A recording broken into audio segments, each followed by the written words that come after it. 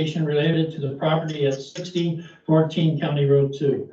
This public meeting is a separate item from tonight's regular council meeting. Procedure for the public meeting will be as follows. 1, to start, the planner will confirm how notice was given for the zoning amendment application, then outline the proposed amendment and summarize any comments received to date.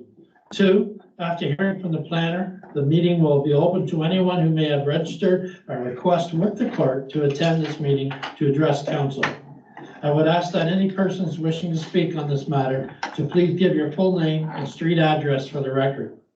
3, once everyone wanting to speak has been heard, the public meeting will be closed. All questions should be directed through myself as chair. I'll now ask the planner to advise how notice was given, to outline the application, and advise of any comments received. Melissa? Thank you, Your Worship. So notice of this amendment was published in the Brockville Recorder and Times on September 2nd. This notice meets the requirements under the Planning Act of providing 20 days notice in advance of this public meeting. Prescribed agencies under the Planning Act were also circulated notice, as well as township departments were internally circulated. So in addition to this, as part of the township's past notification practices, we also did direct mail out to property owners within 400 feet of the subject property. This was done on July 21st.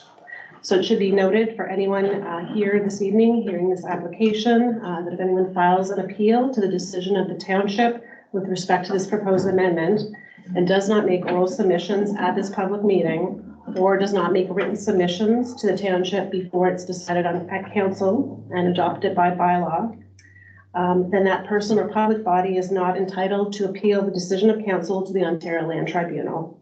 And also that person or public body may not be added as a party to the hearing before the Ontario Land Tribunal unless it is in the opinion of the tribunal that there are reasonable grounds to do so. Further, as noted in the decision, if anyone wishes to receive a copy of the decision, they do need to make a written request to the clerk. So specifically with respect to this amendment before council this evening, the property is currently a 12.2 acre lot. It's subject currently to 2 severance applications, B 11822 and B 11922. It's proposing to sever 2 new residential lots. This rezoning is a condition of the severance approval.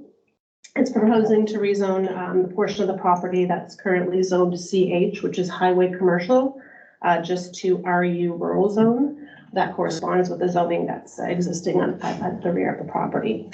It appears that that CH zone was a result of a 1983 zoning amendment where the property was rezoned to permit bread and breakfast and restaurant use, but we understand the property owner that use never did occur and no commercial uses ever occurred on that property. So that rezoning will permit those 2 new lots to be developed as new residential building lots. So with respect to comments on the application, we've just heard from Laura Kreitz from South Nation that they don't have any concerns with respect to the intake protection zone. That came as an email on September 6th. And we also did receive an email from WSP on behalf of CN Rail advising that they had no concerns of the application on September 6th. And those are all the comments that have been received on the application to date. Thank you. We will now open the floor for any public comments.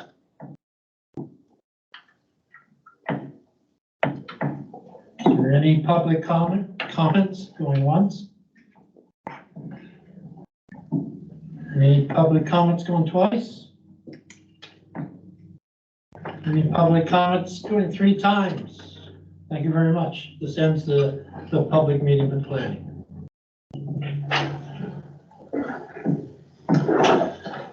Okay, are we ready to go there?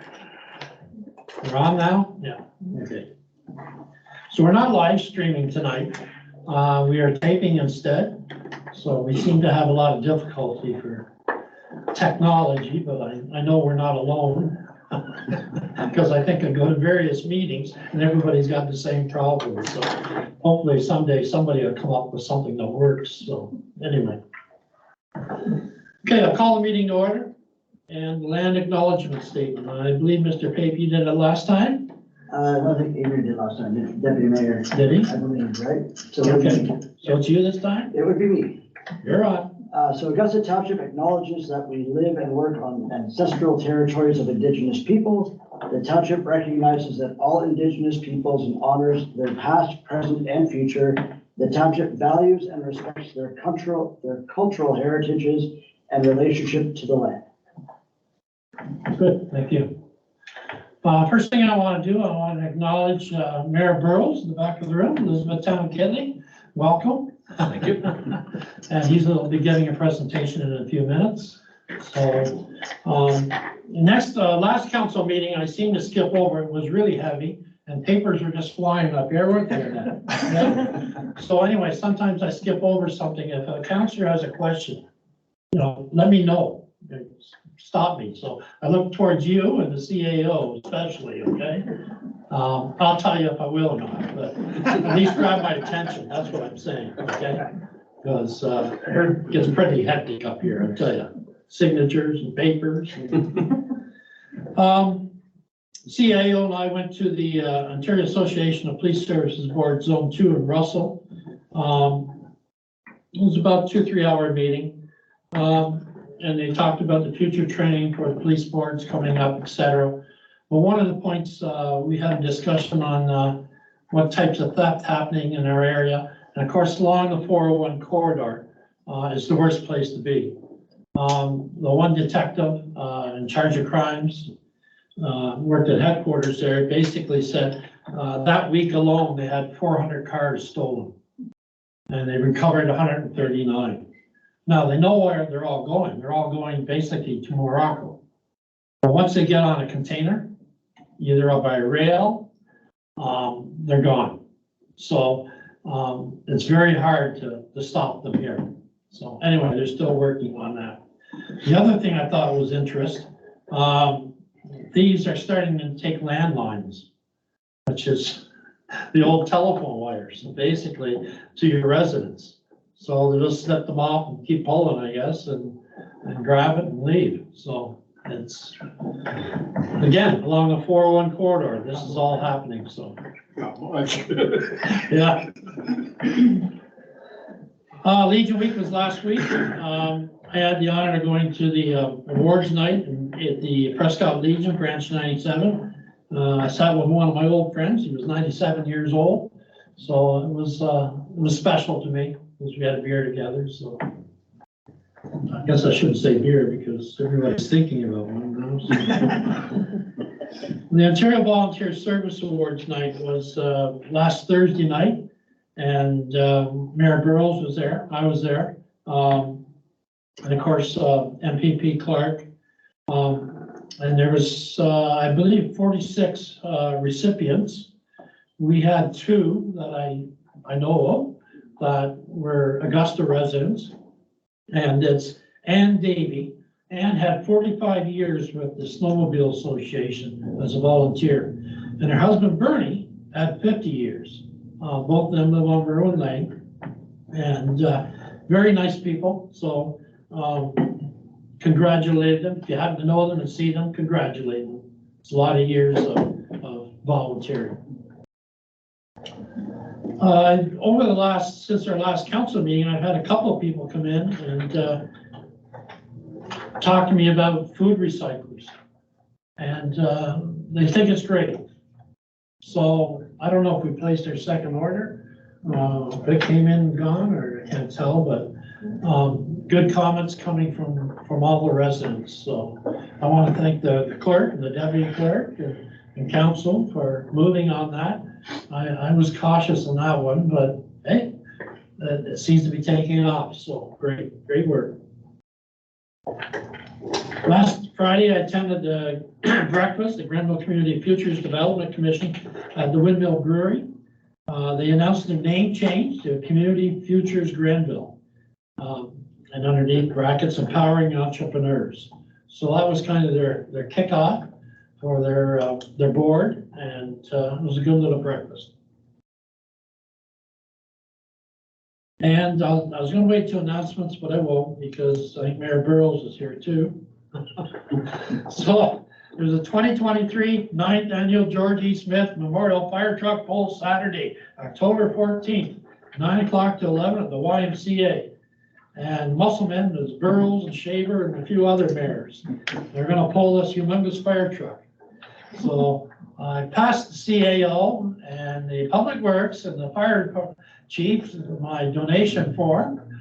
So as you can see, my goal, as I always do, support the fire department and their goals and Public Works and stuff. So I won't say any more to that, okay? Absolutely. Those are my remarks, so. Jeff, pulling trouble. Okay, so next we have approval of agenda. Moved by Councillor Bowman, second by Councillor Henry. Be resolved that agenda for September 25th, 2023 be adopted. Is there any changes, additions to the agenda, councillors? I'll see nothing. I call the question. All in favor? Carried. Thank you.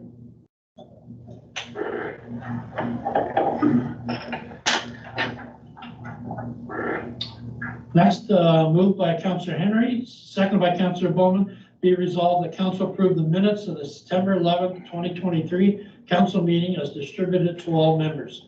Is there, again, any changes, any additions, corrections? Okay, see nothing? Call the question, all in favor? Carried, thank you. Item F, any disclosure of pecuniary interest, the general nature thereof, from every member? Okay. Any business arising from the minutes? See nothing? Next, we have delegations and presentations. So our first delegation is reference drainage maintenance bill dispute delegation and Misha DeBarnay. So welcome, Misha. You can come up to the podium here and talk to council.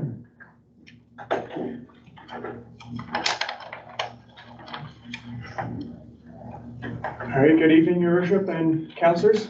My name is Misha DiBernardi, and my wife and I, we purchased the property in Augusta Township, 6376 Session Road in January of 2021.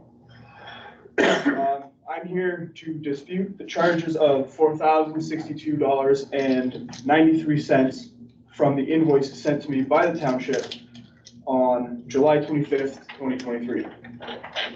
I am asking you to consider this matter with a view of basic fairness and common sense. First, allow me to give a brief timeline of the events. My wife and I became the owners of the property in January 2021. We were represented by lawyers Brian Evely, Wilson, Bickerton in Brockville. Mr. Ely did the following as part of the transaction. He conducted and searched and obtained the tax certificate from the township showing the amount of taxes outstanding, ensuring that the taxes are paid by the vendors to the closing date. He purchased title insurance on our behalf so that problems that existed at the date of closing, which I or my lawyers were unaware would be covered.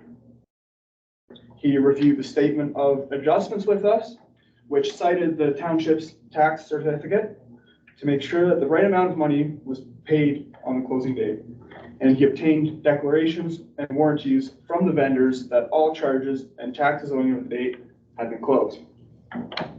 We received the bill from the township dated July 25th, 2023 for work that the township completed in December of 2016.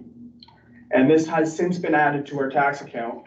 And it has photocopies of the tax bill and bills from the township showing that.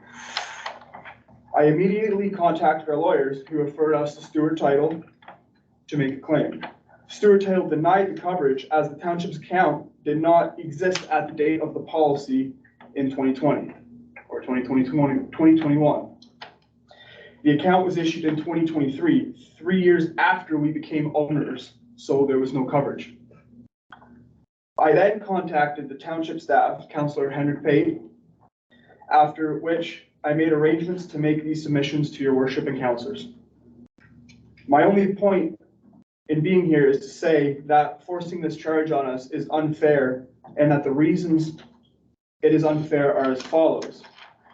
We were not the owners of the property at the time the work was done. The owners of the property in 2016, had they been presented with the bill in a timely manner, would have had to pay the account or face enforcement of a tax lien, just as we are now. When they signed their declaration in 2020, they had no idea that the bill was outstanding for $4,062.93, as it has not been presented to them in the last 4 years of their ownership.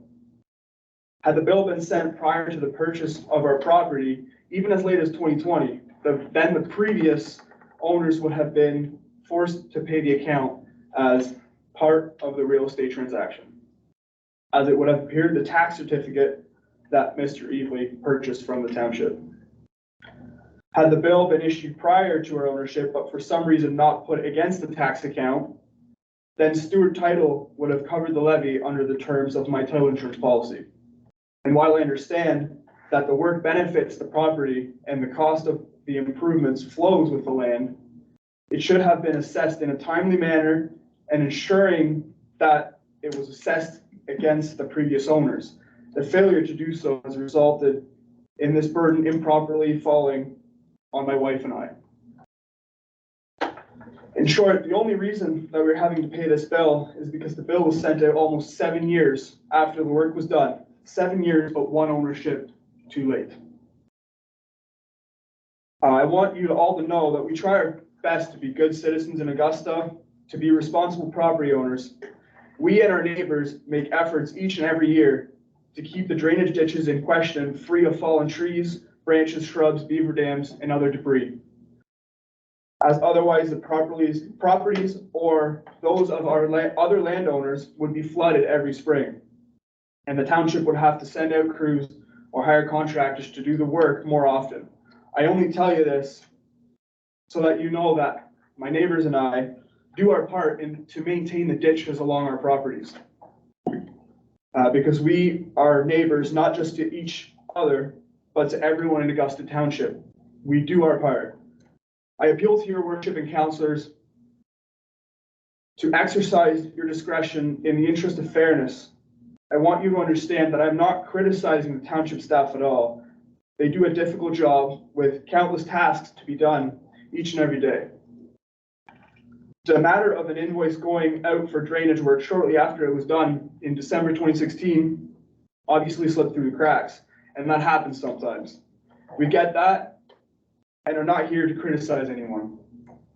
However, this mistake is the township's, not ours, not our lawyers or our title insurers, nor that of the previous owners. I am advised by our lawyers that had the account been levied prior to our purchase, that it would have been paid by the previous owners as part of the sale process, which is the case with every real estate transaction. When a mistake is made that ends up with another person paying for something that would not otherwise have to pay, then whoever made the mistake has the responsibility of fixing the problem. This is the way that we were brought up. We were supposed to own our mistakes and make amends with good grace. This is the mark of an honorable person taking responsibility for our actions or lack thereof. I am asking the township to take responsibility for failing to levy in a timely manner. More simply, I ask the township to take ownership of this mistake and pass a resolution to waive the imposition of this levy against our property's tax account, and that any additional fees or interest. The reason for this is that had the township made the levy back in 2017, when it should have been done, we would not be facing a $4,062.93 bill in any way, shape, or form. I only ask for fairness and common sense to prevail. I would not be asking had this work been done while we were registered property owners. All of which I respectfully submit for your consideration. Thank you, your worship and councilors. Thank you. Councilors, do you have any comments? Deputy Mayor? Yeah, I have one comment. It's not just the township that sends the bill. There's a whole process. I don't know if you know anything about municipal drains, and I don't know if your real estate or if your lawyer told you that your land drained into a municipal drain and the ramifications of being out in the country on a municipal drain, because it was made to protect farmers, but everybody's water that drains the municipal drain has to pay for it. So the next time it gets cleaned, it'll be the same thing again. But there's a process and it goes to the government. First of all, because OMAP covers 1/3 of the cost for farmers. So the process has to go to them. They have to assess your land, So it's a process that a lot of times takes years. But there should have been a flag. I agree with you for one thing. There should have been a flag that municipal work was done on the drain. That should have been flagged on the real estate, letting them know that a bill was coming. So. Any other councillors?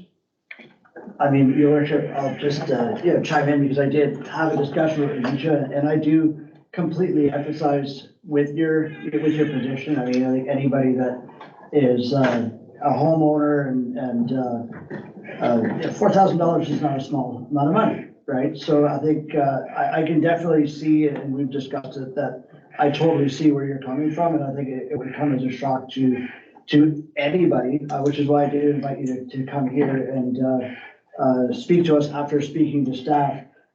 So I definitely do emphasize with where you're coming from. The big thing that's kind of been rattling around in my head is, what about everybody else? We make an exception for one individual, and now they're lined up out the door, and everybody wants their, but I do agree that this was a mistake that should have been handled better all around. Like the Deputy Mayor said, there should have been a flag that you guys were notified when you were purchasing the house that work had been done. I don't know if there's a way that it could have been flagged that it hadn't been billed yet. You definitely should have been made aware. Well, I want to thank you for a detailed, first of all, report you gave us.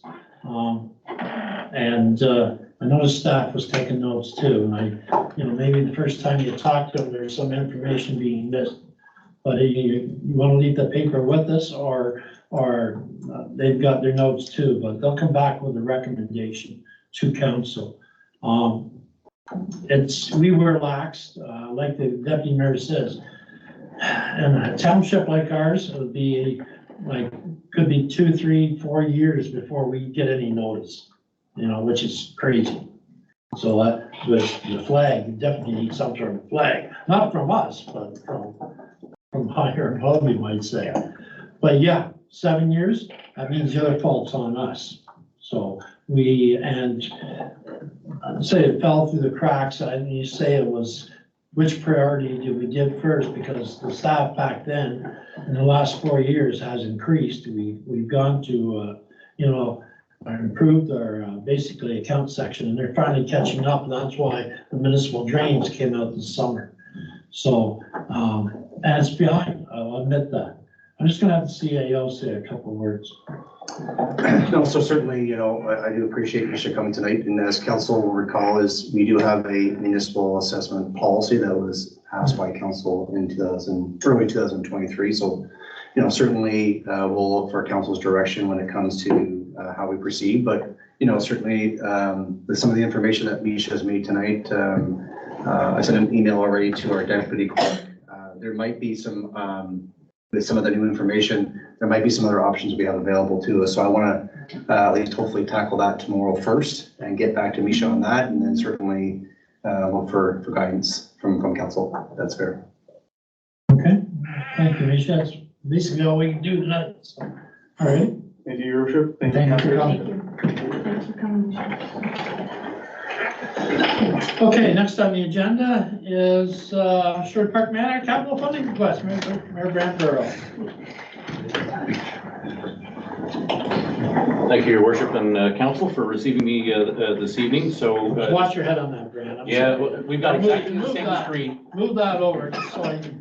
Okay. We've got exactly the same screen and exactly the same spot, and just about every meeting, one of the councilors, if it isn't me, walks by and whacks our heads. So this feels like home. Don't worry about that.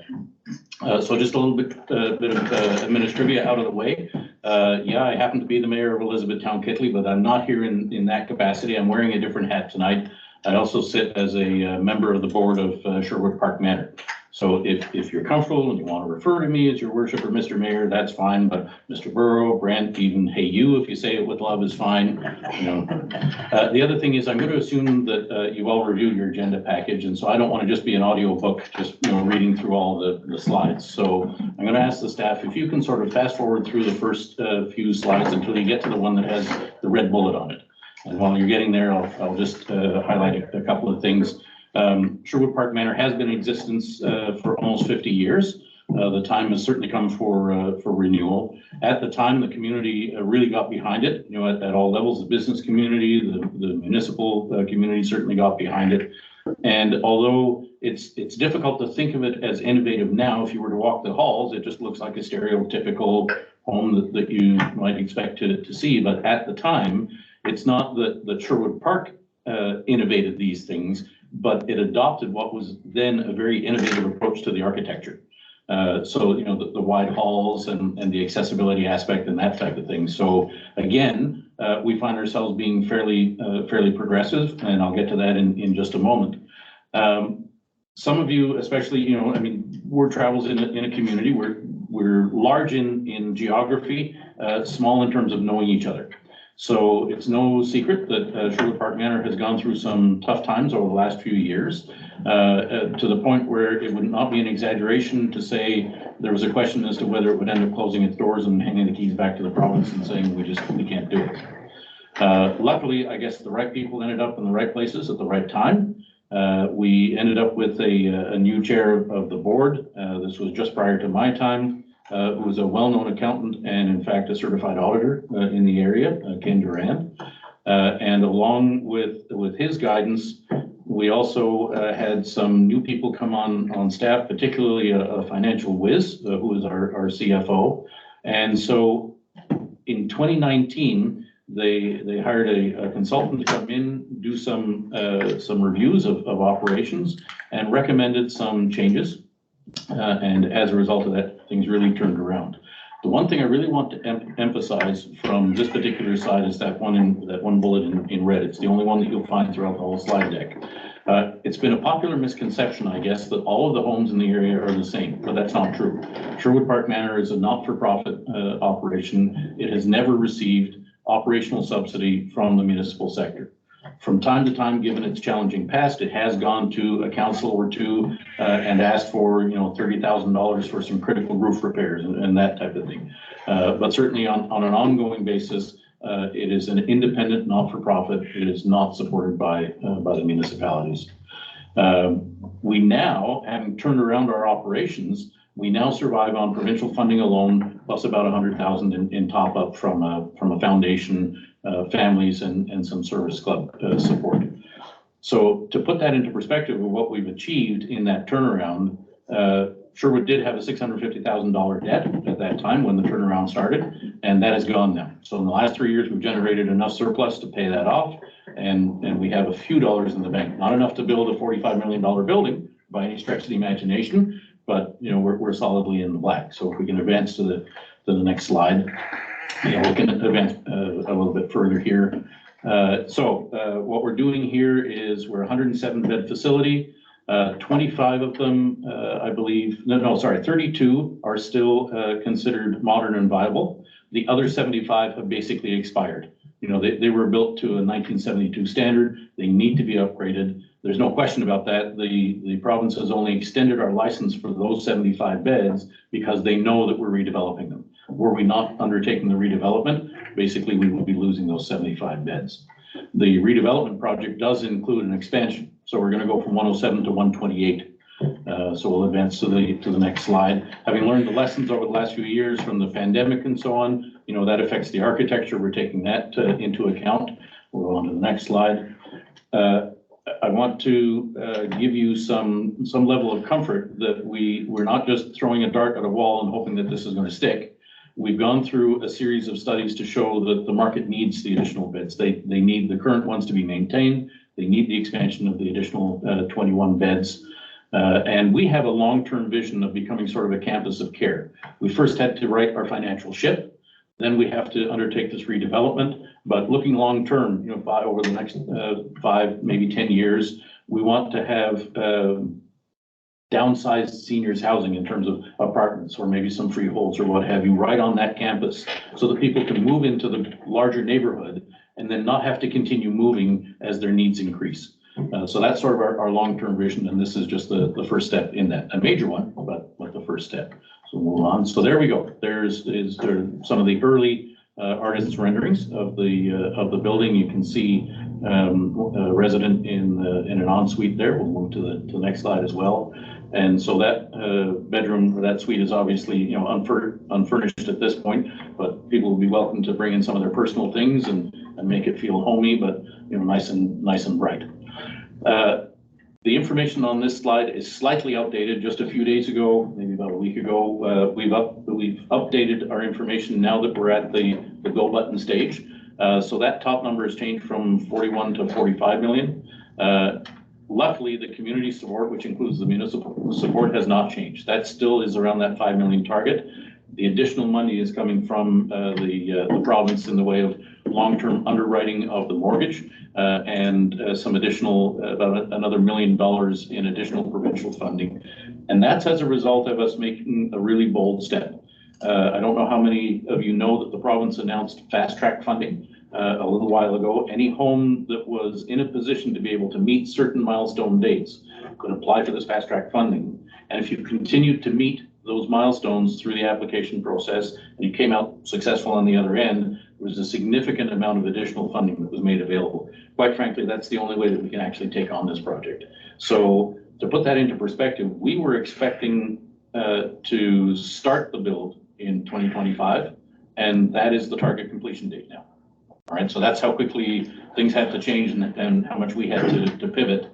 I'm also very proud to say that starting, I believe it was in March, there were a whole series of milestone dates of submitting paperwork, designs, that type of thing, and we met every deadline. And the reason we did that was we were not going to give the province the excuse of coming back and say, oh, you were 2 days late, we don't have to give you the money. Even though they missed every one of their deadlines to respond back to us. Okay, we proceeded anyway, and I mean, you know, I say that with a little bit of humor involved, but the significance there is that the second milestone was supposed to involve feedback from the province from our first submission. And and as that date approached, we said, well, we still haven't got comments back, what do we do? Nope, we are going ahead and we're going to meet that second deadline. Sure enough, 2 weeks later, we got the comments that we should have had, and we had to pay an extra few $1,000s to have those comments incorporated and resubmit the drawings. But there was no way we were going to fail in this. So you can see the breakdown there of the pie chart, you know, and how everything falls out. Community support was studied as well. We hired a professional firm, and the way it breaks down is basically $3.5 million from the broader community, $1.5 million from the municipal sector. That's the only way that the numbers seem to work. So we'll go ahead to the next slide. In terms of, you know, is this going to be successful? The professional fundraising firm that we hired did something different. I'd never seen it done before. They didn't go out right away to the community and start asking for money on our behalf. They went out and did a survey to say, what do you think about Sherwood Park Manor? Do you even know it exists? What's your impression of it? Do you think that businesses will donate? You know, are you prepared to donate? That type of thing. And you can see the very positive results that we got from that, which again was another step to help reassure us that this was going to be successful, and that's why we continued down the path. So we'll move on to the next slide. Yeah, that's nice marketing and sales information.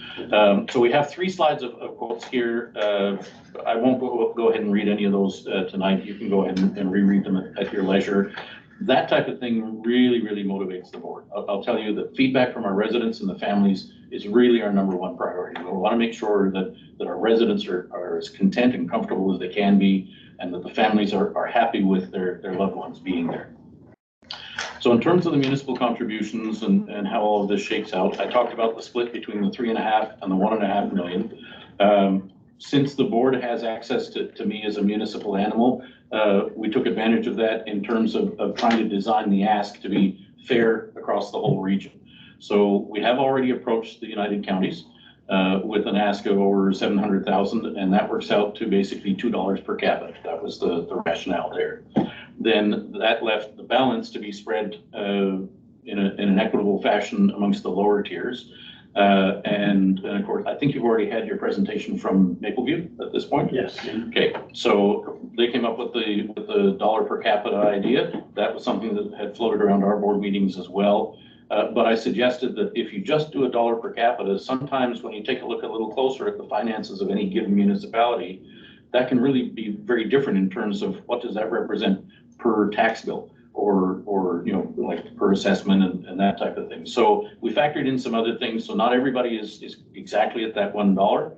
Some municipalities, I think, are down, well, there was one down at 89 cents, I think, and there was one up at $1.02. But it all sort of, we tried to make it as fair and equitable as we could. Hopefully you appreciate that. So we'll move on to the next slide, and there's the big number that we're asking Augusta for. I know that there are two different sort of lines of thought. Some councils don't like to make commitments beyond their own term if they can avoid it, and others are quite happy, making longer term commitments. It depends on the size of the ask and how you can manage all of the things that all the priorities that are coming at you. So there are just a couple of scenarios that seem to make sense to give you a sense of what we're asking for. I will tell you this: my own municipality is in for $100,000, and so that's well over the $4 per capita mark. It's not that this facility has anything to do directly with Elizabethtown Kittley. We don't have any management or anything other than through my membership. But we thought it was, in the end, took us a couple of rounds to get there, but in the end we thought that it was important to show some leadership. And Brockville is also in already for $500,000, and that works out to about $4.50 per. So when you compare that to the little over $3 per individual, like that's the $2 at the United Counties plus the dollar at the lower tier, that's how things are shaking out at this point. Brockville being the number one makes sense. They stand to get the most economic sort of spin-off from that. Ourselves as well a little bit. And just in closing, two things about Mapleview versus Sherwood Park Manor. This is not one pitted against the other by any means, but the two campaigns are completely different in their nature. For Mapleview, those are quality of life enhancements for the ongoing operation of the new facility. Ours is a capital ask, and it's not an exaggeration to say, if we more or less, there's a little bit of wiggle room, but overall, if we don't get just about every dollar that we're asking for at all the various levels, we can't weather a $1.5 million hit to the budget. And so that's going to leave a wall a few bricks too short, and the project just won't happen. The implications of that are the community will lose the 107 beds. And so to put that in context, considering what's going on with Mapleview, there's a multi-million-dollar project that is going to expand the capacity in the region by another 132 beds. And if we somehow fail at all of this, 107 of those are going to get sucked up, just rehousing people that already have a bed. So that's $70-80 million for a net gain of 25 beds in the region. So I think I'll leave it at that and entertain questions if you have any. Okay, councilors, any questions? No, yes, you answered all the questions. And as you said, we had the Mapleview one there a couple of weeks ago, and same thing. I think deep down, like for the councilors, myself, we know that we may be in one of those homes, and you don't really get a choice of what home you go to. And sometimes you just got, depending on your health and everything else, you just say, oh, you're going to be put in this one. You're going to be in that one. So I don't think there's an attitude where, there one home's against another one, no. So, but I guess we got to ask ourselves, are we going to do the right thing? So. Well, Ari, I don't know whether as part of his presentation to you, he said this, but from time to time he talks about having designs on a corner unit at New Mapleview. And so I've said to him, when you're done with it, I'll sublet it from you because I'm coming in after you. So there you go. Well, thank you very much, Rivera. Well, thanks for having me. Other questions? Staff have any questions now?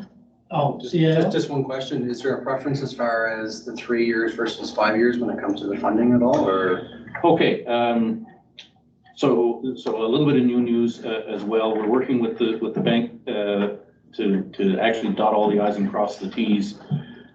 I'm going to get back to you on this. There may be some pressure for us to have a certain amount of money sitting in the bank in order to satisfy them. That came along very late in the discussions, unfortunately. So we'll get back to you and let you know if this is necessary. We would consider it, if we have to come back to you and say, geez, we need as much of that up front as we can get, then if you want to debenture that or do it internally from reserves and there's an interest cost for that, then the interest can get folded into the donation. So in other words, the 32.5, you know, take the interest out of that and we'll take the balance in order to be able to get it up front. I hope for everybody's sake that it doesn't come to that, but that's sort of what we have in our minds. If the bank says, no, we need half of that 5 million sitting in the bank before we'll give you the construction loan and everything else. We can certainly get back to you with as many details as you want on the mechanics of it. That's right.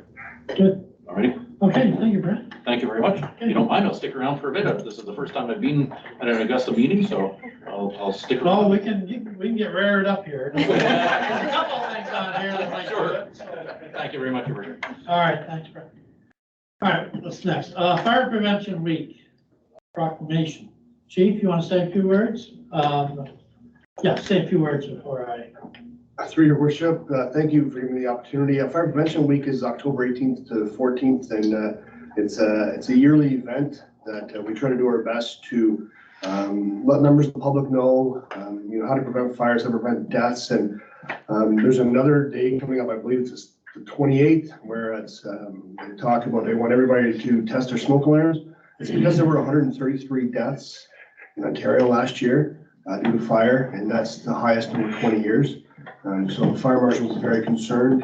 So not only is there a Fire Prevention Week, but on the side, there's also I can't remember the exact name of it, but Saved by the Beep. Saved by the Beep, that's it, thank you. So it's a busy time right now for our fire prevention crews, and we would like to have this week proclaimed Fire Prevention Week. Councilors? Yeah, just one question now, Rob. Does the province throw any money towards Fire Prevention Week? Because maybe all the fire chiefs should get together, because the province is putting all kinds of money out to building 1.5 million homes, but they're not doing a lot to save the ones we have, not doing enough. So just thought. If I may, through your worship, at this point, no, the province has not. However, we did apply for a grant that we haven't announced it yet. Now, it's not fire prevention, it's more for training.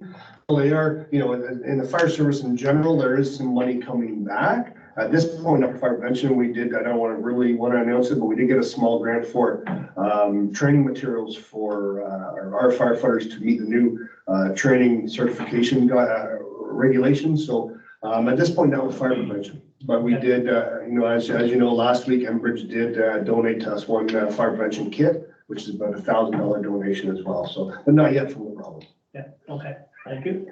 Okay, any questions? Wow, I'll read the. Okay, moved by Councillor Bowen, second by Councillor Henry. Be resolved that council proclaims October 8th to the 14th, 2023 as Fire Prevention Week, and urge the people of Augusta Township to practice fire safety while in the kitchen and support the many public safety activities and efforts of Augusta Fire Rescue. All in favor? Carried. Thank you.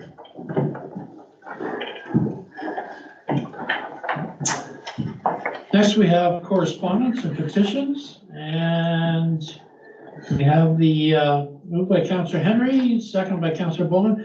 Be resolved that Council of the Township of Augusta concur with the proposal for communications to erect a wireless communication installation on lands known as 3492 County Road 26 is fully compliant in the township's opinion with the requirements of ISED Canada's default protocol CPC-2-0-03 issue 5 brackets July 2014 radio communication and broadcasting antenna systems and all obligations for the municipal and public consultation requirements have been satisfactorily met. Discussion.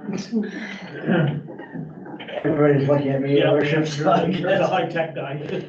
Anytime that a company comes in here and says that we want to put facilities in place to improve the internet in our region, it's good news. It's a tower. These towers can do everything from high-speed internet to cell service, both things that are seriously lacking in our area. I'm all for it. I think it's something that, these towers are low profile. We do have a new one up on Weir Road that just started up almost a year ago, I guess now. So having another one in the area, I think would definitely improve services. I'm all for it. Yeah, one thing, maybe you can clarify for us, Henrik, and that is, this one here, it said it wasn't tied to a company. So it's independent, so it doesn't push any set brand. Right, so Explorer is putting up the tower. I would imagine they're gonna have their services on it, but unlike the tower that was put up on Way Road, which is Rogers exclusive, this one here will be open, so if Bell wants to put up, service on the tower, they can do that. Rogers wants to add service to the tower, they can do that. There's a process these companies go through to do that, but it would be open to other companies going on board. Okay. Does staff want to add anything? Or, no? It's good. And I believe it's just over here, isn't it? Isn't it on the Conklin property? Yes. Okay. So, all right. I'll call the question. All in favor? Carried. Thank you. Donation requests, moved by Councillor Bowman, second by Councillor Henry, be resolved that council support South Grenville District High School with a donation of $550 for Ontario Student Leadership Conference. Comments? Questions? Deputy Mayor? Yeah, the one thing when I looked at that, I looked at what we already support our kids playing hockey, and I'm not sure what it is right now, but it was $150 per year. This $550 per student, if there's 20 students, that kind of kills our budget. And I think we should treat them, and they do fundraising themselves, and the parents kick in money, because I know these things come up all the time. My granddaughter was looking at going one to some other country, and she's got to put in almost $1,500 of her own money. But for this one here, to set a precedent, we've already kind of set something that we do for the kids going into hockey. I'm not sure what that figure is right now. Shannon could probably enlighten us on that, but that's what I would propose, that we would treat them the same. So yeah, just a clarification, this is $550 a one shot, not per student. Oh, that's the way I read it, was per So student. I need clarification on that. Yeah, through the chair, the ask is $550. That's what it's gonna cost per person. They are asking us for $550 so that one student can be covered. Okay, so In previous years, I think the last 3 years, we've given $550 each year all right, as so well. it's been the same. It's the each same. year. Okay. Okay. All right, It's not a per student thing. no, Okay. yes, If I can add, I did reach out to them late last week just to find out, because the letter, it did indicate that there was, many of the students were from Augusta Township. They were supposed to get back to me on some numbers, but they haven't, so I wanted to see if that number was, if there's 5 students from Augusta, is there 1 student, is there 0 students? But certainly, like as the treasurer indicated, is that in the past, we've donated $550 and for the last 3 years. and in the past, we could have had 10 students, you know. Correct, exactly right. So I'm sure it evens out over the years, but. Your worship, I could just add, as well in their presentation, they said that their students would like to come to council and maybe give a presentation on what the leadership conference did or what they gained from it. And maybe that's something that we can reach out to them, and if it's approved, then we'll have them come and Yeah, by all kind of talk means, or whatever about it. I'd encourage that, because when you sit here, we have donations and we like, we're giving them money, but it'd be nice to know what they got out of it, so. Councilor Henry, do you have? Through your worship, I know that we've asked on the previous term for them to come when they wanted donations, just to get more information and put a face to what Yeah. we're doing. Okay. So maybe stress it a little more when we give them the check. Okay, I'll call the question. All in favor? Carried, thank you.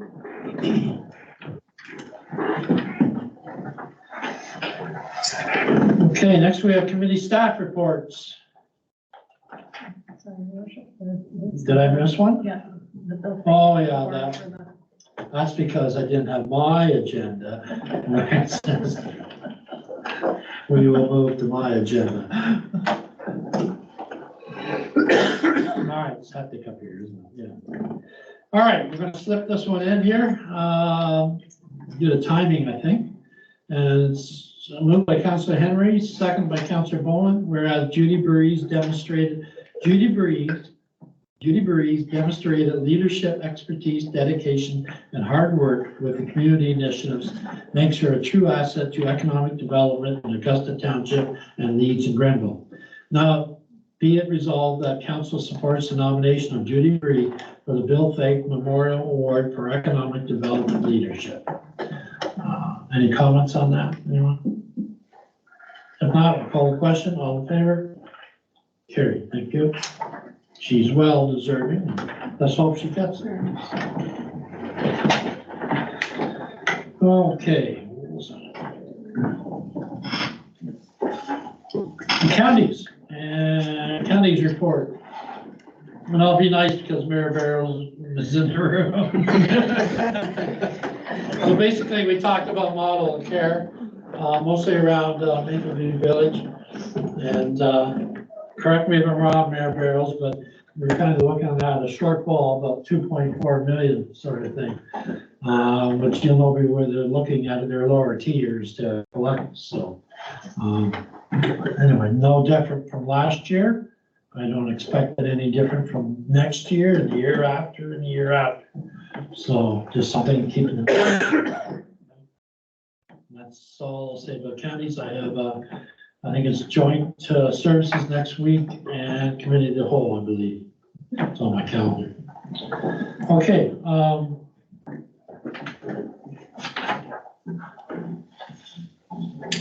Next we have Deputy Mayor Winans with the conservation areas. Both South Nation and Rideau Valley are both working on changes to the Conservation Act. It's a lot of paperwork and a lot of headaches for them, but they're working through it. One of the things was category 3, which we passed last meeting. A major win for the agriculture and the conservation was Doug Ford's reversal of the going away from the green belt, which he has promised to re-protect. At Rideau Valley, we had a 50-year anniversary for Foley's Mountain. We had that last Tuesday, and coming up on October the 4th, there's a Thanksgiving harvest. South Nation's having on 8040 Shannon Road, and council's all invited. You just need to pre-register. And anybody wants to, I've got the website they can do that on, and that's it. Okay. Any questions? Okay, next we have recreation. So we'll start with Councillor Bowman. Thank you, through your worship. First meeting back after the summer off with Merck. They just wanted me to point out that they're having their AGM. It is on their Facebook page. It's October 17th from 6:30 to 7:30, and it's a wine and cheese.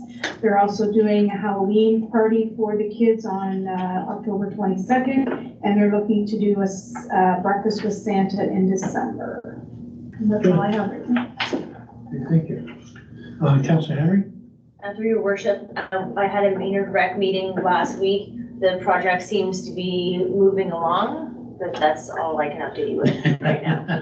There's been a few hiccups, So I think you as CAO are working on it, so it's not easy, but we get through it. Okay, Councillor Payne? There haven't been any meetings, but if you get an update from Roebuck, your worship, just want to maybe bring it to our CAO's attention. I guess there's been some parties and stuff happening behind the building. And so there's been quite a bit of mess. Lori has donated quite a few beer cans to the recreation fund. So if we could perhaps have somebody kind of investigate and maybe get some OPP to spend some time in that parking lot. I know it's not easy to get coverage in this township, but we want it to be a welcoming place. And if there's a mess and parties going on behind it, it's not very welcoming. Behind is actually in front of the building. If I may suggest, cameras are pretty cheap. I know I've got one in my house. I think I paid $100 for it. And I can be anywhere in Canada and call up and tells me exactly what's happening at the moment. So, and that side of technology is good. So it might be well invested if somebody, they look at that. So, sorry, Deputy Mayor Winans. Yeah, with North Augusta, they're finishing up their everything for Labor Day. Every event that they had either broke even or made money. The mall was the biggest contributor to Labor Day. So that, and the next thing now they're gonna do a subcommittee to look at what they're gonna do in their next recreation plan. And there was also quite a discussion on the mailboxes. Anyway, that was what was going on at North They're Council. gonna get airmail soon, that's what. Anyway, library board, Councillor Bowman. Through your worship, again, meeting after the summer off. Just a reminder that this Saturday, Deborah Dunleavy is going to be at the library at 11 doing some story time. Some of the programs that the library ran through the summer, they had the kids reading club for the summer. They had 37 kids for that. August 19th, they had a summer fun day. They had 32 for that. It was very successful. And then on September 16th, they had Raised Reptile. They had 34 children to that, and it was also very successful. And they're going to be looking for some new members for the library board. Some of the library members are stepping down at the end of the year. Thank you. Economic development, tourism, Councillor Henry. Through your worship, just a couple of reminders, the Makers Map is October 11th at Merck Hall, 6:30 to 8:30. So if there's any residents that are makers, artisans, crafters, they're requesting that they join the new pilot program. Business of the Year nominations are due October 13th, so if anyone is wanting to nominate a Business of the Year, a new Business of the Year, we're getting close. Thank you. Planning committee, Deputy Mayor Winans. Yeah, nothing really on the planning committee. And probably we're not gonna have a meeting this month. Melissa said everything's pretty quiet, so. But one thing I did forget to mention was Annette wanted me to announce the Maker's Map on Bruce Wilder Show, and I did that, and also the volunteer dinner, so. Good, thank you. Okay, administration, CIO, you. Only thing I will elaborate on is Deputy Mayor Winans is the volunteer appreciation night is October 11th. Registration is due by October 6th. So please reach out to your chairs or your members and ensure that they call the office and register. Seat is limited, so it's first come, first served. So we want to make sure that we get a good crowd out that night and recognize our volunteers for everything that they do within our community. And as well as some members of council and myself and some staff are going to the Affordable Housing Summit that's in North Grenville this Friday. So we'll look to hopefully bring some good information back to council for some further discussion. Good. Okay, next we have the, moved by Councillor Bowman, second by Councillor Henry. Be resolved that council accepts it for information, the attached report on OEMC Conference 2023. Just say a few words. This was held in Ottawa last week, the week before last, 2 days. Myself, the treasurer, our planner, our CAO. No, the CA didn't go. The deputy mayor went. There was a whole bunch of us. Anyway, we went up. It was a good 2 days, so very worthwhile, especially again, I think there's more depth in the information sessions because it's more local there. So. All right, any questions on that? Yes, so I'll call the question. All in favor? Carried, thank you. And next was the AMO conference. So moved by Councillor Henry, second by Councillor Vaughan. Be resolved that council accepts for information the attached report on the AMO conference 2023, and Deputy Mayor Winans gives a few words about that. Yeah, well, it was quite a ways ago. It was in London, and our hotel wasn't right at the function, but our mine wasn't, Jeff's was, but it worked good. There was a lot of good sessions, and we did 5 delegations to different ministers. We did one together with Edwardsburg Cardinal on getting gas line in, and the one good thing about that is the townships working together. So there's collaboration and cooperation. Yeah, any other questions? Call the question, all in favor? Carried, thank you.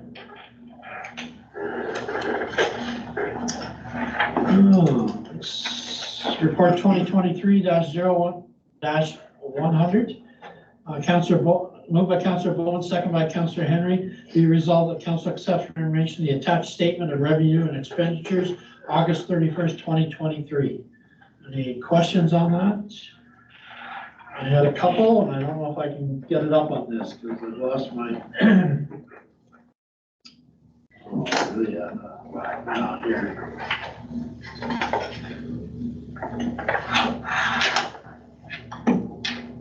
You got it, Andy?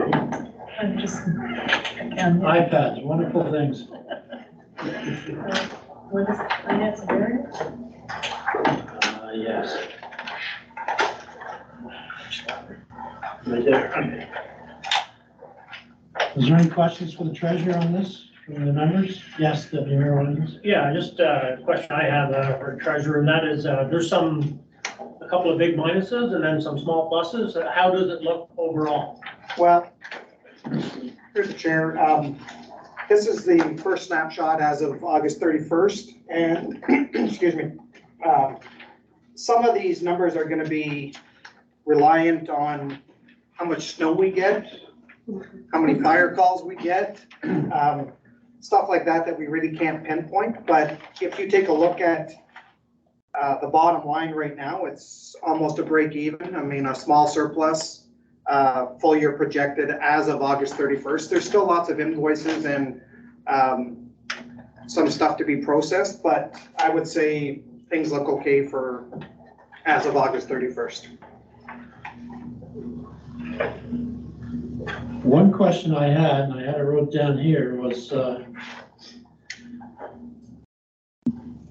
admin was minus 100,000. I'm just trying to,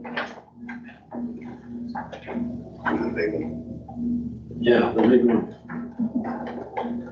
So, yeah, administration. So there wasn't a footnote beside that, so I was kind of wondering why. That's page 58.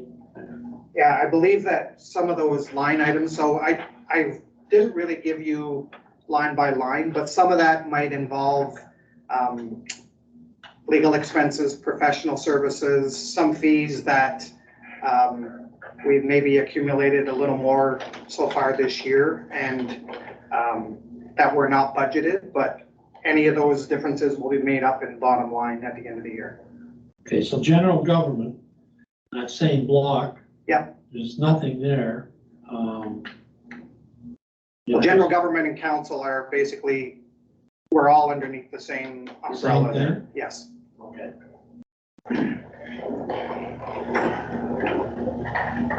Yeah, that was the one question I had is kind of, So why? Sorry. What? Oh, Mayor, if I could. just, yeah, sorry, Tina. I think one thing, for our treasurer too, is to note is the fact that some of these numbers are going to be skewed because you'll wait till your year end before you do any transfers from reserves to understand kind of what the full impact is going to be. So that will impact some of the numbers or some of the revenue coming in. And as well as I think we've got a pretty good snapshot on the capital component because a lot of the capital projects have been completed. So we know what the true cost is of those too. So, certainly from a staff perspective, over the next, 2-3 months, we'll be really looking at getting a really good pinpoint on where actuals are going to come in and ensuring that we get all the invoices in before year end. So as I said, to me, it's a snapshot right now, but certainly some more work to be done. Okay. Any other questions? Did I read this out? That's fun. No. Moved by Councillor Bowman, seconded by Councillor Henry. Be resolved that council accepts for information the attached statement of revenue and expenditures, August 31st, 2023. All in favor? Carried.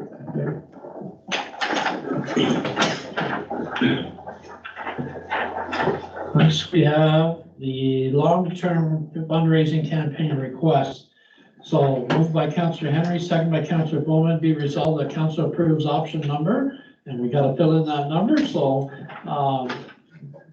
to provide staff with direction regarding the long-term fundraising campaign request for Mapleview Landings redevelopment project and Sherwood Park Manor.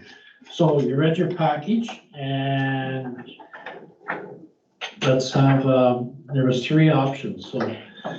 You ready?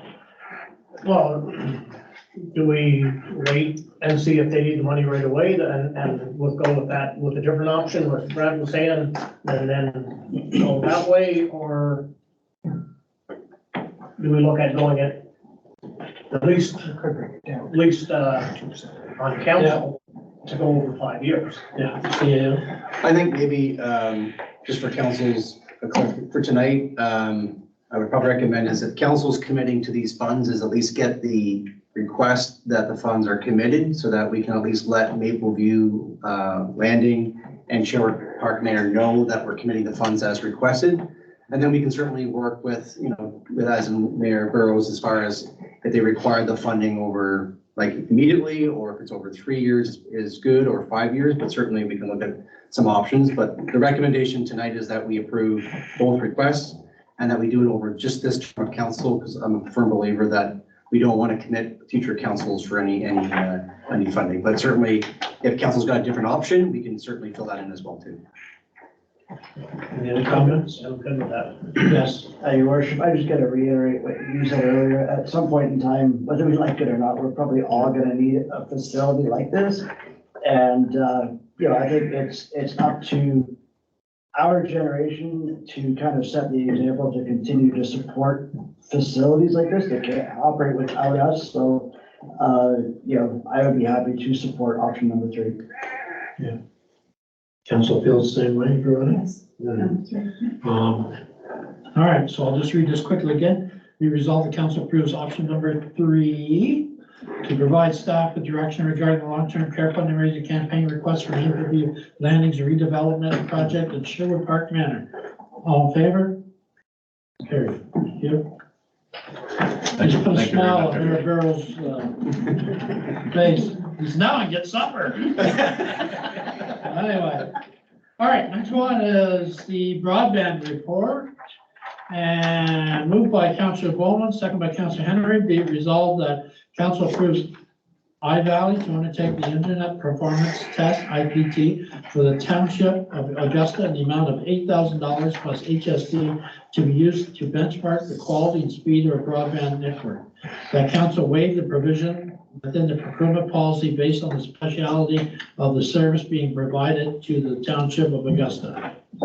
Do you want to speak on that, Councilor Payne? I absolutely can. Yeah. So, as you all know, your worship and council, back in May, I was in North Bay for a conference on remote and rural broadband.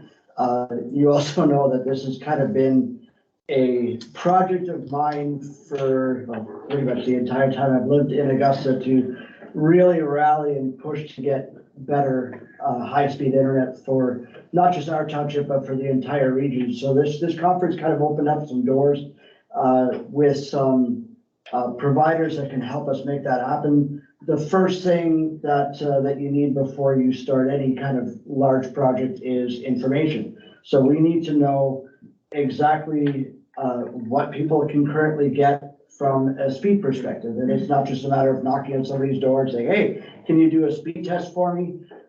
So this Internet Performance Test, which actually already exists by the CIRA, iValley is the company that actually developed this test for the CIRA.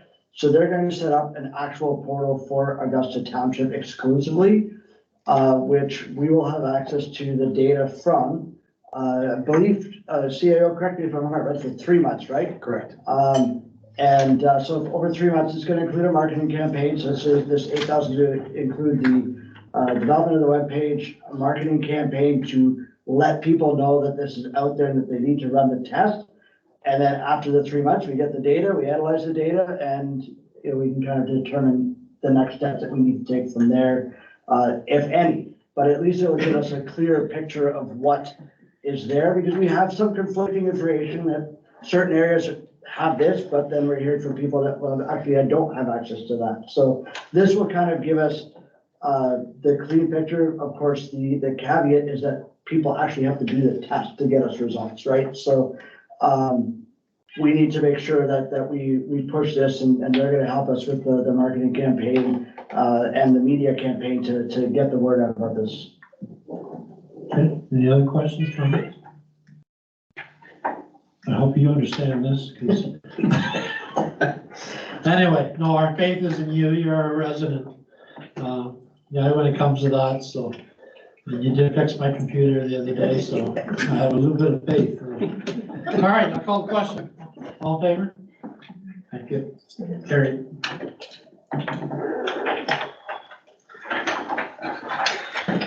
Okay, the big one, asset management plan and policy. And. Don't ask me to read it. This is a good time to exit. Yeah, I think so. Take care, everybody. Thank you. Moved by Councillor Henry, seconded by Councillor Bowman, be resolved that council accepts the attached asset management policy and approves the asset management plan bylaw. Okay, I'll ask each councillor what they think of it or comment on it, so I'll start with Councillor Bowman. I had a few questions. I had conversations with the CAO today, and he assured me that him and Mark were going to touch base on this tonight. This was really big.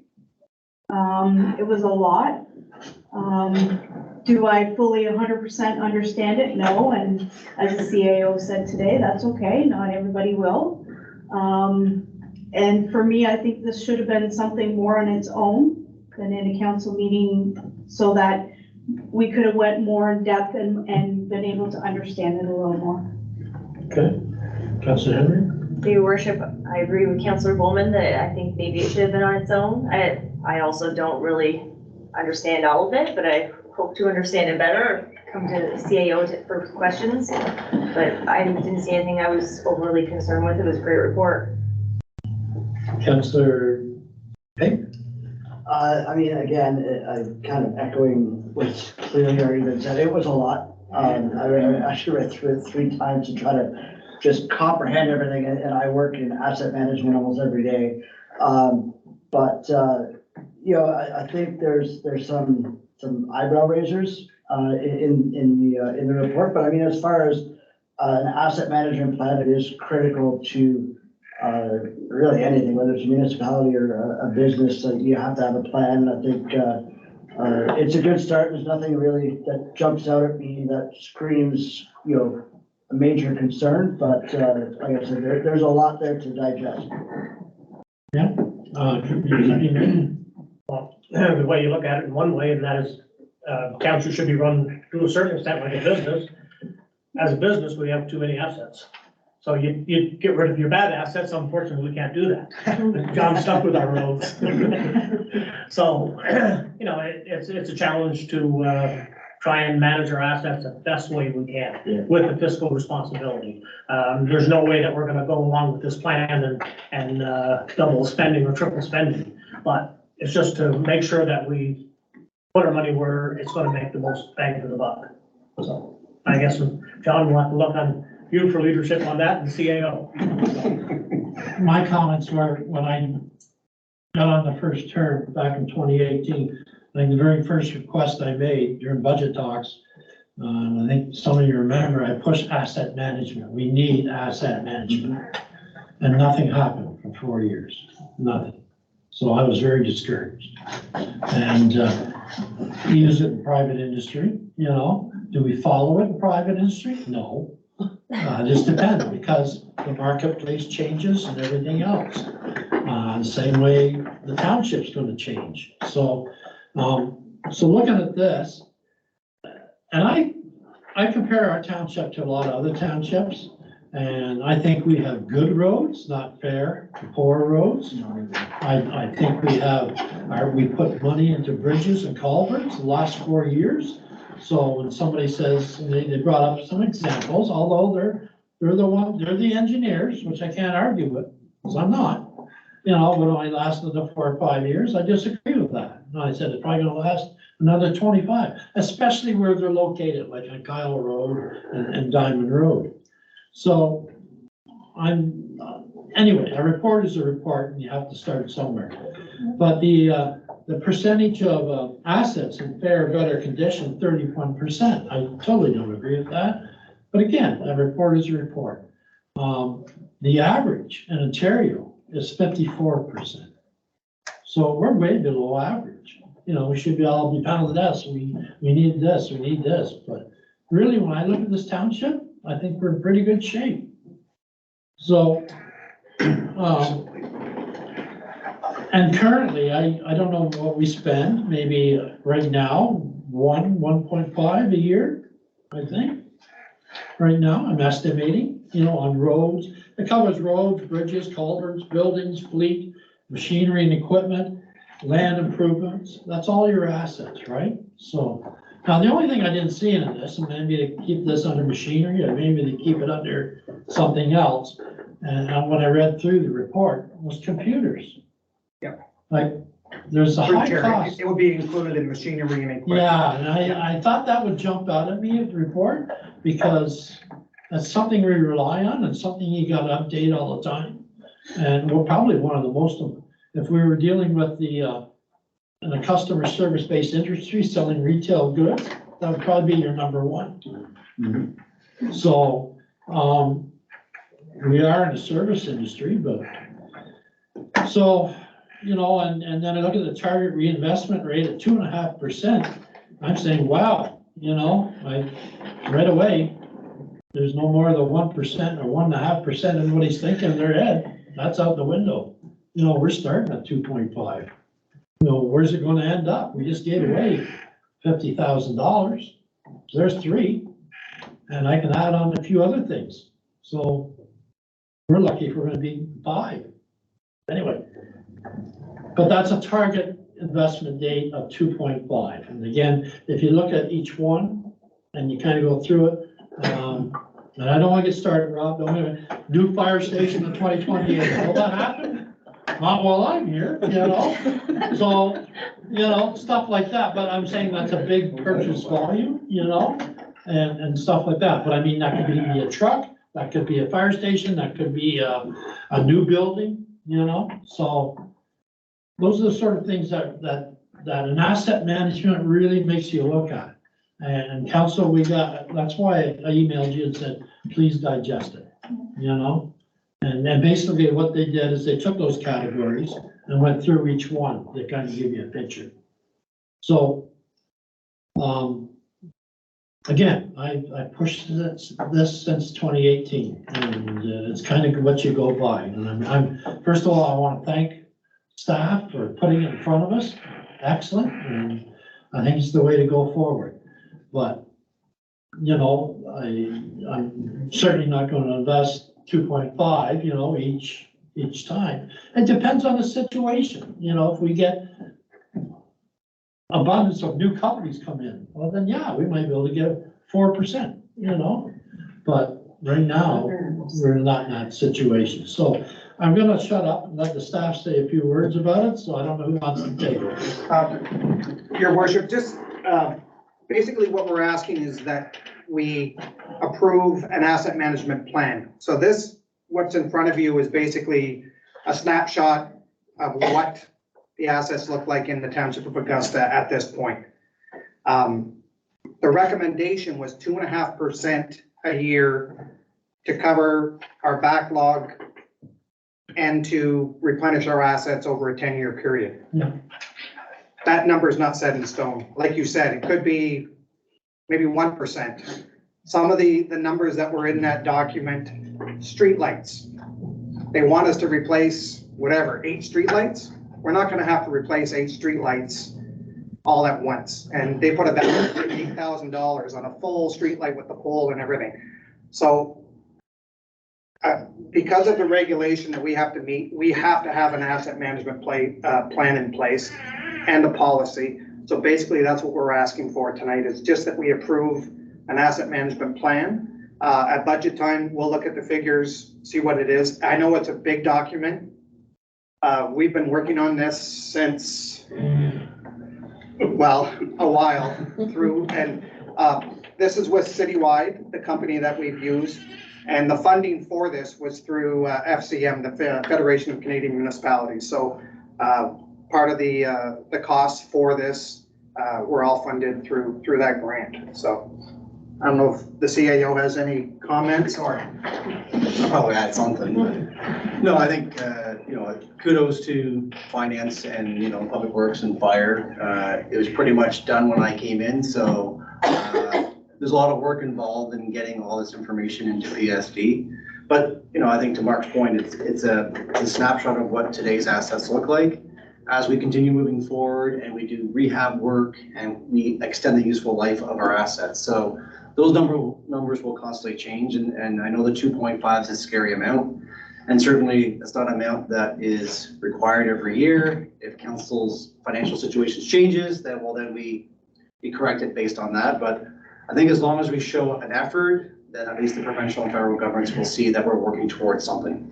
If we take this report and we do nothing with it, then it's going to look not as favorable to us. So, the whole point of an asset management plan is we need this to fix our assets, and the provincial and federal governments are supposed to fill that gap in. So if we can only hit a 1.5% target, and we go to the feds and province for the other 1% difference. So I think kudos to Mark and to the staff here for doing this, and it's certainly something that we'll use as a tool moving forward when we look at budgets.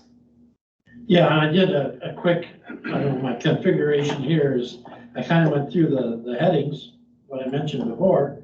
I got a total of about $500,000 difference between what the township would have to pay and what provincial government's going to give us. But there's no certainty the provincial government will give us those things either. So, it's legally, we gotta have a plan. So, we all know that. So I guess the question now is, like I said, I'm happy, but if I got council members that aren't knowledgeable about that, then we may have to defer to have a session of learning. So I want to hear from council. Well, I don't know if you looked at the emails we got. There's FMC is doing an asset management training sessions. And whether or not any of those are worthwhile downloading, and then we could look at, like, I know some of them are $300, but the one was only 45. And whether we could take them somehow and then all of us look at them rather than each individual paying that, similar to what we were gonna do with the other session. So certainly we can look at, now that you've actually have a plan in place, then we can look at doing some asset management training that actually will go through what you have here and kind of make more sense of the plan and what's in there, and what does it mean, all that kind of stuff. But certainly, I apologize if this was too big of a document for our council, and certainly something that we'll look at a different approach moving forward. But certainly we can look at doing some sessions to make this a little bit clearer for council. Don't get me wrong, thank you for all the work that you did, but for me, Yep, I absolutely. just want to be able to understand it Yep, better. absolutely. And again, it was a lot, and to try and digest, as Councillor Pape said, you read it 3 or 4 times and you try and digest it, and then all of a sudden everything looks the same. So, no, I appreciate the work that everybody has done, because it does take a lot of time. I just know from my perspective, to better understand it, there are stuff that, yes, it's written in black and white and you understand it, but then there's more depth to it that is like, well, so that's all I'm saying is, But I think there's still a little bit of confusion on this, and you didn't really clarify it, Your Worship. You're talking a 2.5% increase, but you're talking a general levy increase, because this is going from 1.8 to 5.4 million. 5.4 million is our whole budget. Yeah. So it would be going $1,783 per household for asset management alone, on top of your regular taxes. Oh, yeah. I know it's a lot. Yeah, and I had a conversation with CAO too and the treasurer, and yes, we have to have an asset management plan. We don't have to follow it to the letter. No, that's what we're trying to say. yeah. But I just want to make sure everybody's clear about it. And what I would suggest is maybe a 2-hour period with the treasurer and yourself, CAO, with us, and just go over hours. I don't really want to look at somebody else's. I want you to explain hours to me, on each of the individual categories. And of course, the back page explain that, So, then I think the counselors will have a better idea. So So certainly, we'll put something together, a presentation where we can have council in for a 2-hour training session. Yeah. And we'll go through a PowerPoint presentation that speaks directly to the plan that's in front of you tonight. I think it's a good plan. I just want to make sure my council, because this all falls in place when you're talking budgets and everything else. And one more thing I'll add is, just so council's aware, so this does have to go on our website, so it's gonna be a public document. So we want to make sure that you understand it somewhat, so that if you get calls from residents, certainly we don't want you answering all the questions, but certainly it gives you some sort of an oversight on what the plan's all about, but certainly the treasurer and stuff can answer more questions on that. Just if I can add, your worship, future funding is gonna be dependent on whether you have an asset management plan or not. Yeah. Already this year for gas tax, I've had to submit our old asset management plan, and they're waiting to get, once this is approved, that we have an asset management plan, I will have to post that on AMO's website, and our future funding will be dependent on those numbers. Yeah, good point. So are we comfortable going ahead and passing it? Yeah. Okay. So, did I read it out? I can't remember. Yes, I did. All in favor? Carried. Thank you.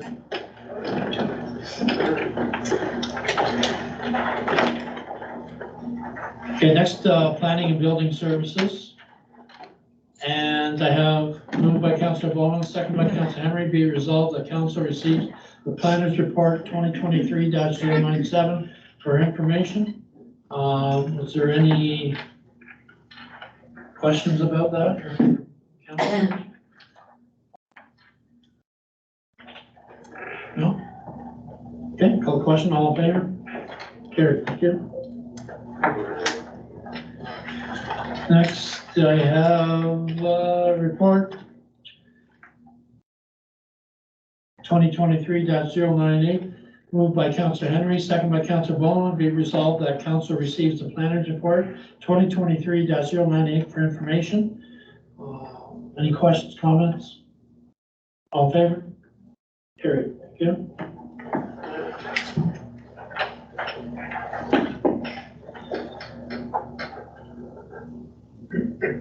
Report 2023-099, moved by Councillor Pape, seconded by Deputy Mayor Winans. Be resolved that council directs staff to initiate the zoning bylaw amendment process to rezone lands located in concession to Part Lot 4 on the south side of McIntosh Road, currently zoned Mineral Aggregate Resource Zone, MX zone, to a proposed rural zone. Then any comments, questions? All in favor? Carried? Good.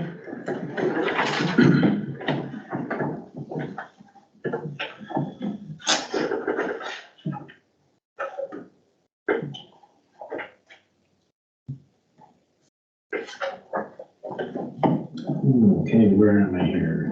16, 16. Yeah, sorry, I wish we inadvertently used that number twice, so we changed that to 8. Oh, But that was already loaded, and we didn't want to ask our deputy clerk to do that again. that was 8? Okay, so we're in the notice, any notice motions? Okay, next is the bylaws, correct? Yes. Yep, so, Oh, wait, that's good. Did you do the corrected? Protective services. No, the 99, please. Yeah. Do this one? Yes, you did, yeah. yeah, did I? Yeah. Okay, so protective services, so there was anything, notice motions, no, bylaws? Bylaws? Yep. That's what I thought. Okay, 3658-2023, the sale of land bylaw. Moved by Deputy Mayor Winans, second by Councillor Pape, be resolved the bylaw number 3658-2023 being a bylaw to authorize the transfer of Part Lot 7, Concession 4, Township of Augusta being Part 1 and 2 of Plan 50R7510, Township of Augusta, County of Grenville, and being all of PIN 68167-0095 LT be read a first time, second time, third time be enacted as read. Any comments, questions? All in favor? Carried. Thank you.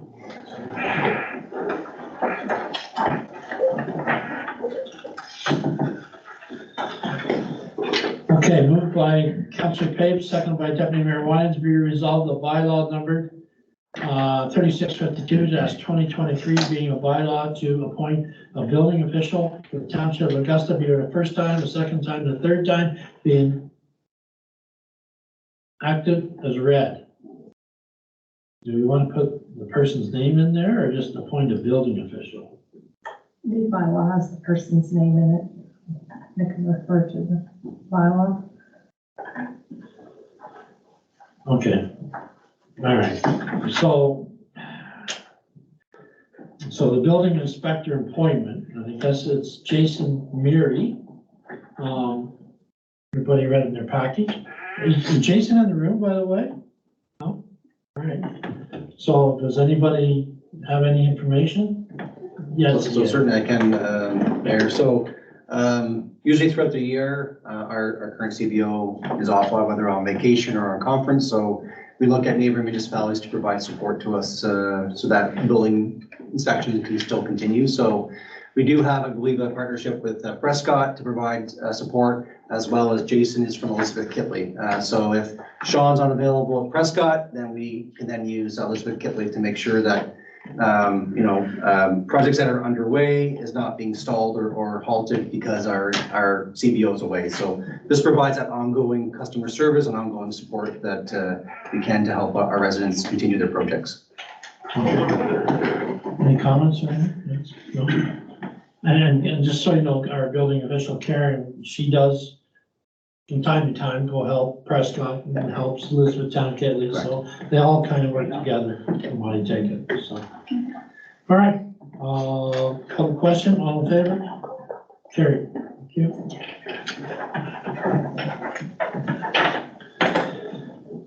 Okay, next we have Deputy Mayor Wyans, moved by Deputy Mayor Wyans, seconded by Councilor Pape, be resolved that bylaw number 3653-2023 being a bylaw to amend zoning bylaw 2965 as amended, brackets 4751, 4759, and 4765, County Road 15, be read a first time, second time, and third time, be enacted as read.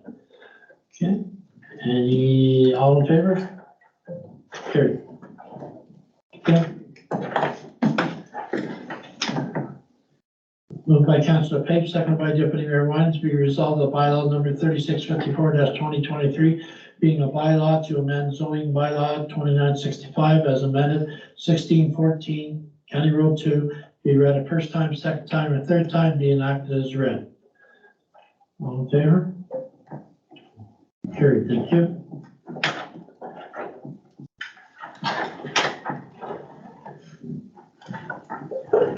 Moved by Deputy Mayor Wyans, second by Councilor Pape, be resolved that the bylaw number 3655-2023 being a bylaw to adopt an asset management plan for the corporation of the Township of Augusta be read a first time, second time, third time, and be enacted as read. All in favor? Here, thank you.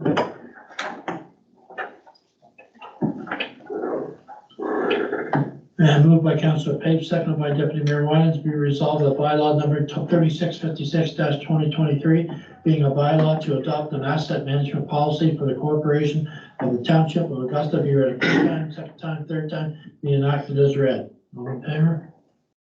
Here, thank you.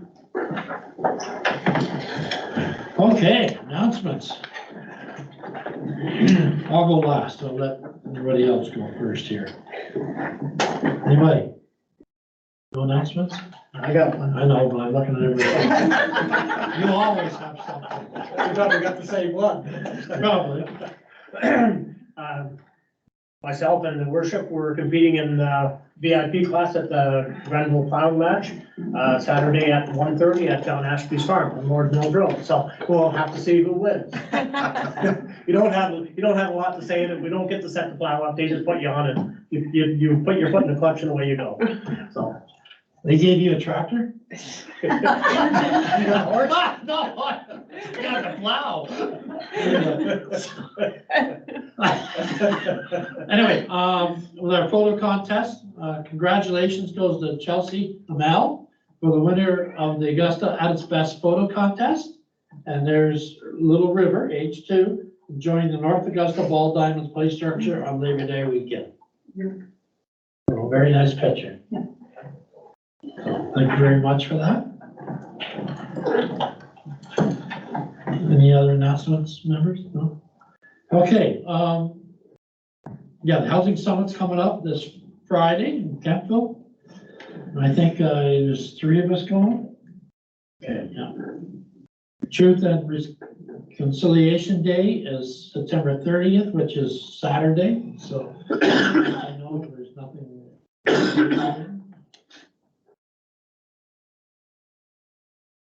And yes, yeah, you mentioned the plowmans. Now, I handed out donation forms to the fire chief and the CAO, the public works, for the mayors are getting together, Leeds and Granville, and are pulling a fire truck for a good cause for the YMCA. So it's, I know I'll get the brunt of it, but anyway, we can do it. If the firemen can do it, we can do it. So, yes. Just a question, if staff want to put a team and go against mayor and council.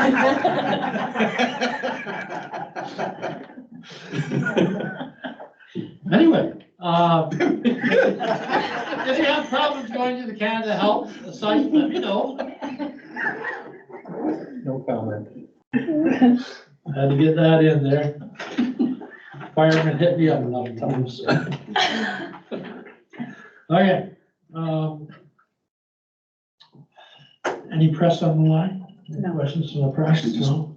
Your Yes. Worship, one announcement. Okay. The fire department, Augusta Fire Department is going to be holding what we're going to call our Fall Fest. And we always have a pancake supper in North Augusta, which is really well received by the community. And, you know, everybody's gotten to see that station and trucks. We had so many times.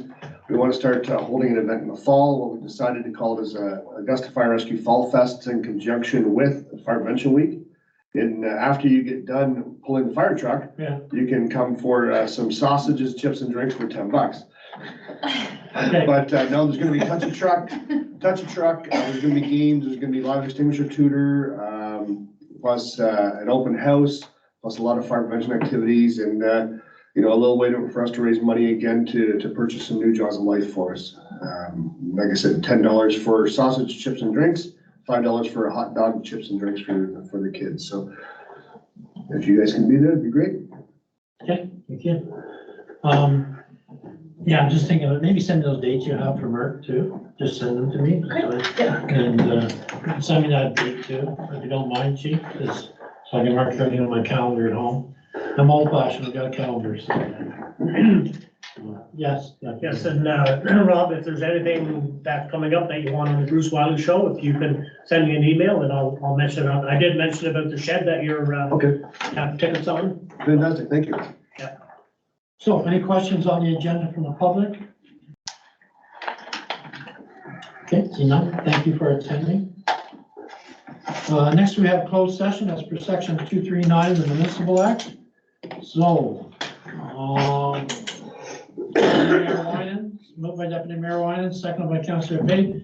Be resolved that this council move into a closed meeting at 7:40, I'll say, PM, as per the Municipal Act, chapter 25, SO 2001, section 239, brackets 2, to discuss proposed or pending acquisition or disposition of land by the municipality, potential purpose of land by the municipality. So, all in favor? Carried. Good. Okay, we'll take a 10-minute break.